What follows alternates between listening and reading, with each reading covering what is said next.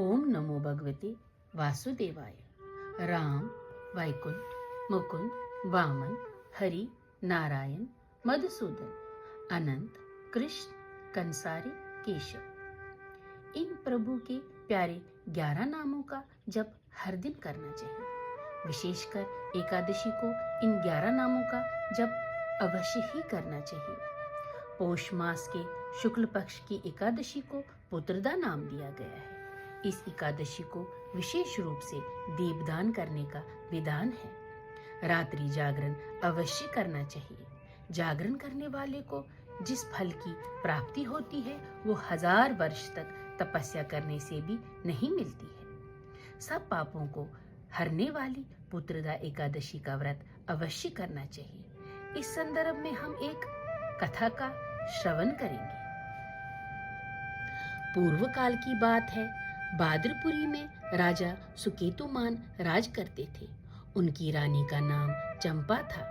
राजा को बहुत समय तक कोई वंशधर पुत्र प्राप्त नहीं हुआ, इसलिए दोनों पति पत्नी सदा चिंतित और शोक में डूबे रहते थे। राजा के पितर भी बड़े दुखी थे, क्योंकि राजा के बाद और कोई ऐसा नहीं दिखाई देता था जो उन लोगों का तर्पण करेगा।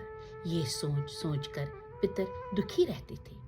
एक दिन राजा घोड़े पर सवार हो गहन वन में चले गए। पुरोहित आदि किसी को भी इस बात का पता न था। मृग और पक्षियों से सेवित उस वन में राजा भ्रमण करने लगे। मार्ग में कहीं सियार बोली सुनाई पड़ती थी तो कहीं उल्लुओं की। जहां तहां बालू और मृग दृष्टिगोचर हो रहे थे। इस प्रकार घूम घूम कर राजा वन की शोभा देख रहे थे। इतने में दोपहर हो गई। राजा को भूख और प्यास सताने लगी। वे जल की खोज में इधर उधर भटकने लगे। किसी पुण्य के प्रभाव से उन्हें एक उत्तम सरोवर दिखाई दिया, जिसके समीप मुनियों के बहुत से आश्रम थे। शोभाशाली नरेश ने उन आश्रमों की ओर देखा। उस समय शुभ की सूचना देने वाला शगुन हो रहे थे। राजा का दाहिना नेत्र और दाहिना हाथ फड़कने लगा, जो उत्तम फल की सूचना दे रहा था। सरोवर के तट पर बहुत से मुनि वेद पाठ कर रहे थे। उन्हें देखकर राजा को बड़ा हर्ष हुआ। वे घोड़े से उतरकर मुनियों के सामने खड़े हो गए और बारंबार उनकी वंदना करने लगे। वे मुनि उत्तम व्रत का पालन करने वाले थे। जब राजा ने हाथ जोड़कर बारंबार दंडवत किया, तब मुनि बोले, राजन, हम लोग तुम पर प्रसन्न हैं। तो राजा बोले, आप लोग कौन हैं? आपके नाम क्या हैं? आप लोग किस लिए यहाँ एकत्रित हुए हैं? कृपया ये सब बतलाइए।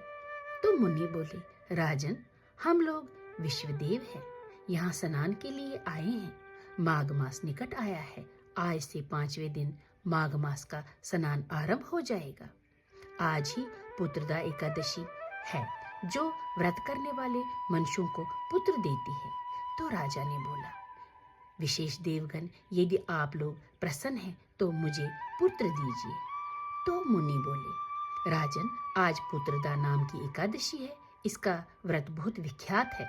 तुम आज इस उत्तम व्रत का पालन करो। भगवान केशव के प्रसाद से तुम्हें पुत्र अवश्य प्राप्त होगा। इस प्रकार राजा ने उत्तम व्रत का पालन किया।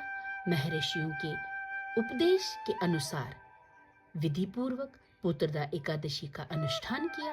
फिर द्वादशी को पारण करके मुनियों के चरणों में बारंबार मस्तक झुकाकर राजा अपने घर आए।